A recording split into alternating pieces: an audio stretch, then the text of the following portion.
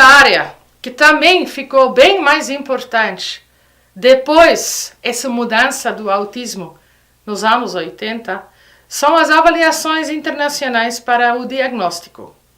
Não que essas avaliações são dos anos 80. Essas avaliações já existem faz muito tempo.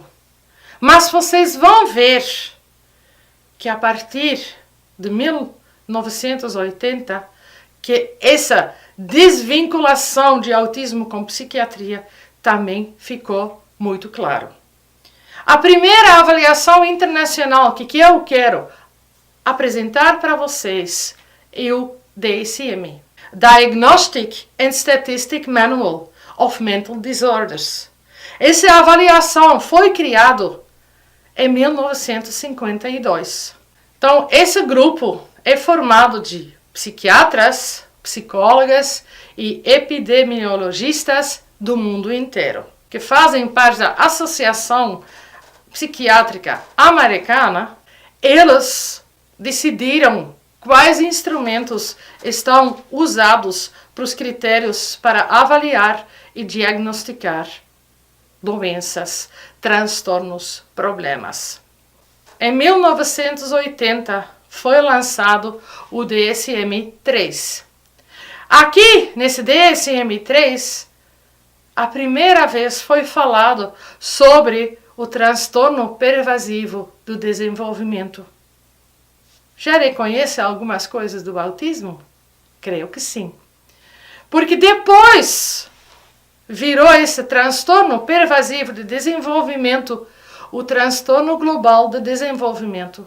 E às vezes, hoje em dia, vocês ainda vão encontrar falas ou literatura que fala sobre o transtorno invasivo de desenvolvimento.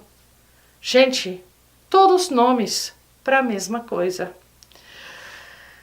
Como eu já falei, em 1980 teve uma grande mudança para o autismo, porque o autismo não era mais visto como distúrbio psiquiátrico, mas como distúrbio de desenvolvimento.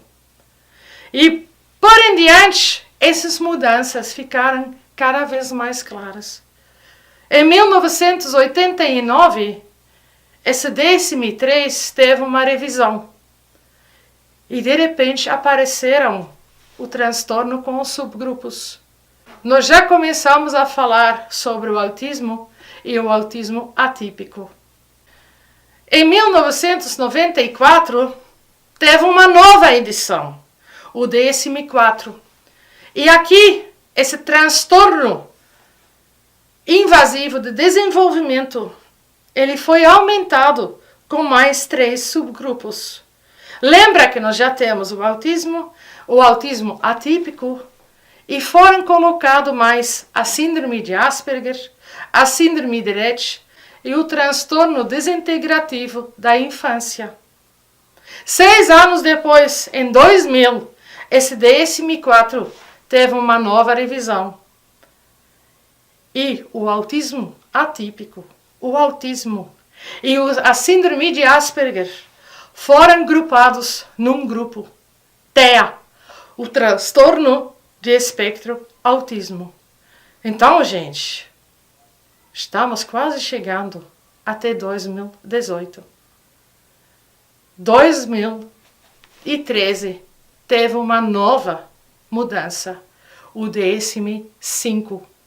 E aqui nós não estamos mais falando sobre os transtornos globais de desenvolvimento. No DSM-5, tudo virou autismo, o TEA.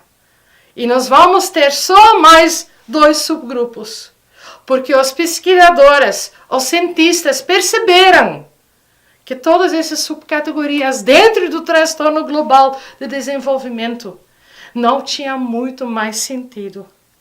Os 2 subgrupos dentro do TEA, a partir de 2013, são autismo de alto funcionamento e autismo de baixo funcionamento.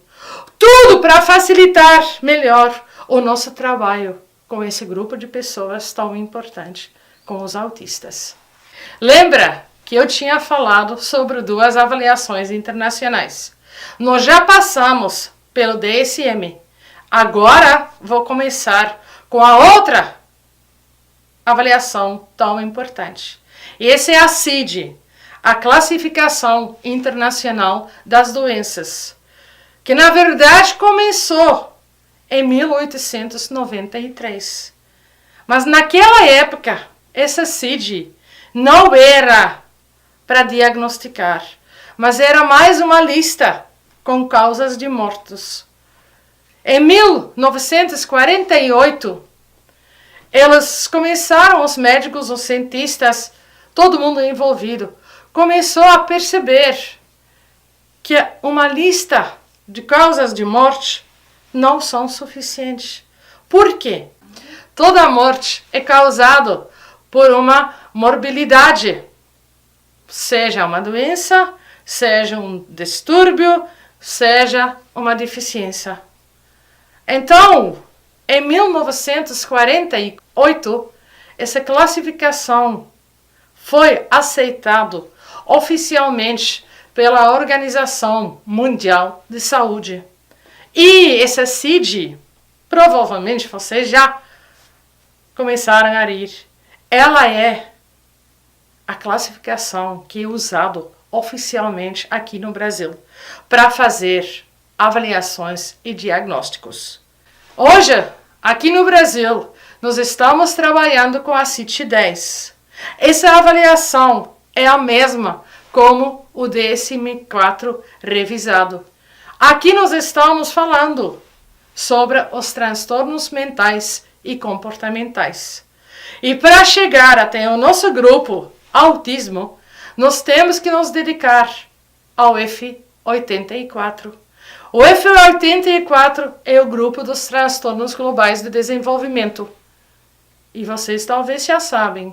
F84.0 é o autismo infantil, o também conhecido como autismo clássico. E o F84.5 é a síndrome de Asperger. E vocês já sabem, porque isso vocês já aprenderam dentro do DSM-4. Um monte de subcategorias também entraram nessa classificação de diagnósticos.